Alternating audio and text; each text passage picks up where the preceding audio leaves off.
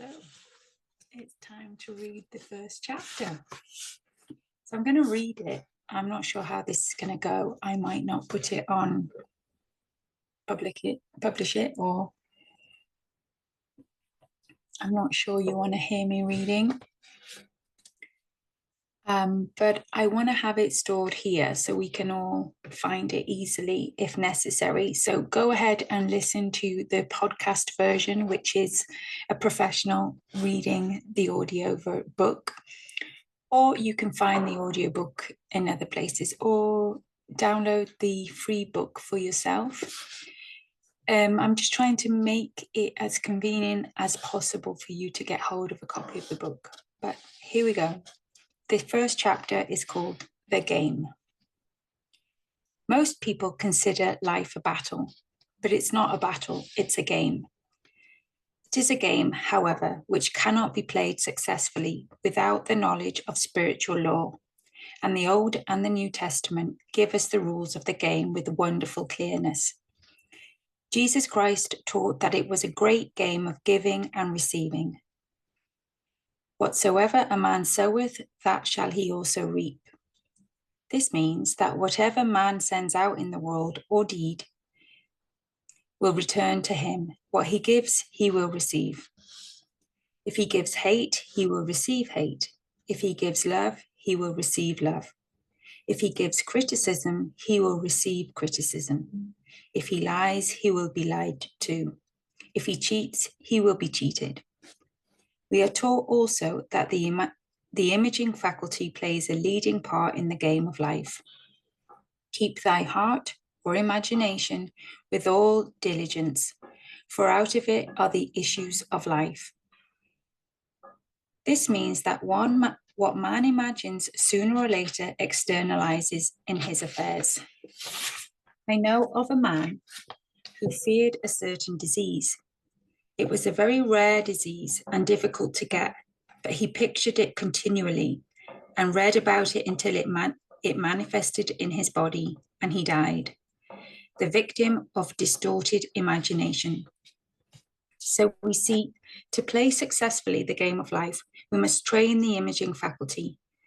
A person with an imaging faculty trained to image only good brings into his life every righteous desire of his heart: health, wealth, love, friends, perfect self-expression, his highest ideals. The imagination has been called the scissors of the mind, and it is ever cutting, day by day, the pictures man sees there. And sooner or later, he's met his own creations in his outer world. To train the imagination successfully, man must understand the workings of his mind. The Greeks said, "Know thyself." There are three departments of the mind: the subconscious, conscious, and superconscious. The subconscious is simply power, without direction. It is like a stream of electricity, and it does what it is directed to do. It has no power or induction. Whatever man feels deeply or images clearly is impressed upon the subconscious mind and carries out in minutest detail. For example, a woman I know, when a child, always made believe she was a widow.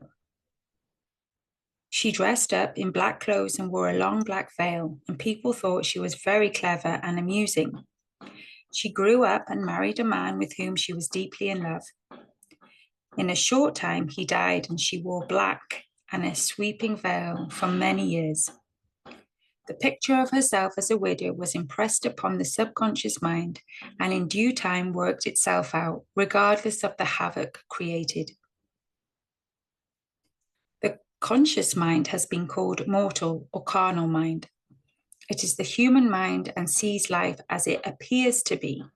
It sees death, disaster, sickness, poverty, and limitations of every kind, and it impresses the subconscious. The superconscious mind is the God mind within each man, and is the realm of perfect ideas. In it is the perfect pattern spoken of by Plato, the divine design, for there is a divine design for each person. There is a place that you are to fill and no one else can fill, something you are to do which no one else can do. There is a perfect picture of this in the superconscious mind. It usually flashes across the conscious as an unattainable ideal, something too good to be true. In reality, it is man's true destiny or destination, flashed to him from the infinite intelligence which is within himself. Many people, however, are in ignorance of their true destinies and are striving for things and situations which do not belong to them and would only bring failure and dissatisfaction if attained. For example, a woman came to me and asked me to speak the word that she would marry a certain man with whom she was very much in love. She called him A.B. I replied that this would be a violation of spiritual law, but that I would speak the word for that right man, the divine selection, the man who belonged to her by divine right. I added, if A.B. is the right man, you can't lose him. And if he isn't, you will receive his equivalent. She saw A.B. frequently, but no headway was made in their friendship. One evening she called and said, do you know, for the last week, A.B. hasn't seemed so wonderful to me. I replied, maybe he's not the divine selection. Another man may be the right one. Soon after that, she met another man who fell in love with her at once and who said she was his ideal. In fact, he said all the things that she had always wished A.B. would say to her. She remarked, it was quite uncanny. She soon returned his love and lost all interest in A.B. This shows the law of substitution. A right idea was substituted for a wrong one. Therefore, there was no loss or sacrifice involved. Jesus Christ said, seek ye first the kingdom of God and his righteousness, and all these things shall be added unto you. And he said, the kingdom was within man. The kingdom is the realm of right ideas, or the divine pattern. Jesus Christ taught that man's words played a leading part in the game of life. By your words ye are justified, and by your words ye are condemned. Many people have brought disaster into their lives through idle words. For example, a woman once asked me why her life was now one of poverty and limitation. Formerly, she had a home, was surrounded by beautiful things, and had plenty of money. We found she had often tired of the management of her home and had said repeatedly, I'm sick and tired of things. I wish I lived in a trunk. And she added, today I am living in that trunk. She had spoken herself into a trunk. The subconscious mind had no sense of humor, and people often joked themselves into unhappy experiences. For example, a woman who had a great deal of money joked continually about getting ready for the poorhouse. In a few years, she was almost destitute, having impressed the subconscious mind with a picture of lack and limitation. Fortunately, the law works both ways, and a situation of lack may be changed to one of plenty. For example, a woman came to me one hot summer's day for a treatment for prosperity. She was worn out, dejected, and discouraged. She said she possessed just $8 in the world. I said, God will bless the $8 and multiply them as Jesus Christ multiplied the loaves and the fishes. For he taught that every man had the power to bless and to multiply, to heal and to prosper. She said, what shall I do next? I replied, follow intuition. Have you a hunch to do something or to go anywhere? Intuition means intuition or to be taught from within. It is man's unerring guide, and I will deal more fully with its law in the following chapter. The woman replied, I don't know. I seem to have a hunch to go home. I've just enough money for car fare. Her home was in a distant city and was one of lack and limitation. And the reasoning mind or intellect would have said, stay in New York and get work and make some money. I replied, then go home, never violate a hunch. I spoke the following words for her. Infinite Spirit, open the way for a great abundance for. She is an irresistible magnet for all that belongs to her by divine right. I told her to repeat it continually also. She left for home immediately. In calling on a woman one day, she linked up with an old friend of her family. Through this friend, she received thousands of dollars in a most miraculous way. She has said to me often, tell people about this woman who came to you with the $8 and a hunch. There is always plenty on man's pathway, but it can only be brought into manifestation through desire, faith, or the spoken word. Jesus Christ brought out clearly that man must make the first move. Ask, and it shall be given you. Seek, and ye shall find. Knock, and it shall be opened unto you. In the scriptures we read, concerning the works of my hands, command ye me. Infinite intelligence, God is ever ready to carry out man's smallest or greatest demands. Every desire, uttered or unexpressed, is a demand. We are often startled by having a wish suddenly fulfilled. For example, one Easter, having seen many beautiful rose trees in the florist's windows, I wished I would receive one, and for an instant saw it mentally being carried in the door. Easter came, and with it a beautiful rose tree. I thanked my friend the following day and told her it was just what I had wanted. She replied, I didn't send you the rose tree, I sent you lilies. The man had mixed the order and sent me a rose tree simply because I had started the law in action and I had to have a rose tree.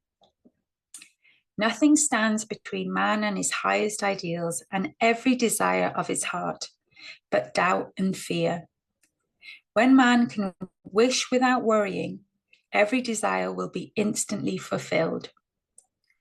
I will explain more fully in the following chapter the scientific reason for this and how fear must be erased from the consciousness. It is man's only enemy: fear of lack, fear of failure, fear of sickness, fear of loss, and a feeling of insecurity on some plane. Jesus Christ said, why are ye fearful, O ye of little faith? So we can see we must substitute faith for fear. For fear is only inverted faith. It is faith in evil instead of good. The object of the game of life is to see clearly one's good and to obliterate all mental pictures of evil. This must be done by impressing the subconscious mind with a realization of good. A very brilliant man who has attained great success told me he had suddenly erased all fear from his consciousness by reading a sign which hung in a room. He saw printed in large letters this statement, why worry? It will probably never happen. These words were stamped indelibly upon his subconscious mind, and he has now a firm conviction that only good can come into his life.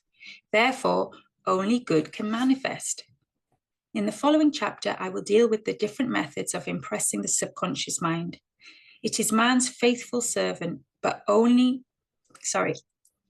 one must be careful to give it the right orders.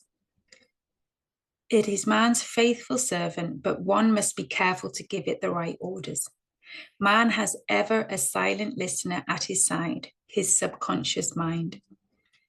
Every thought, every word is impressed upon it and carried out in amazing detail. It is like a singer making a record on the sensitive disc of the phonographic plate.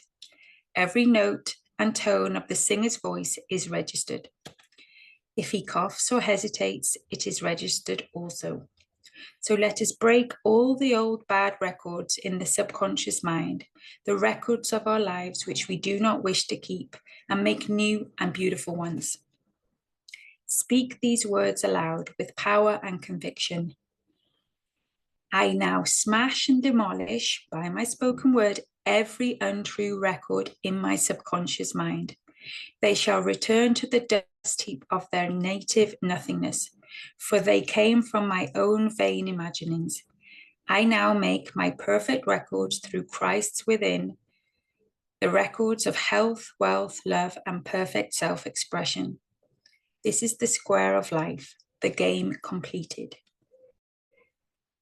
In the following chapters, I will show how man can change his conditions by changing his words.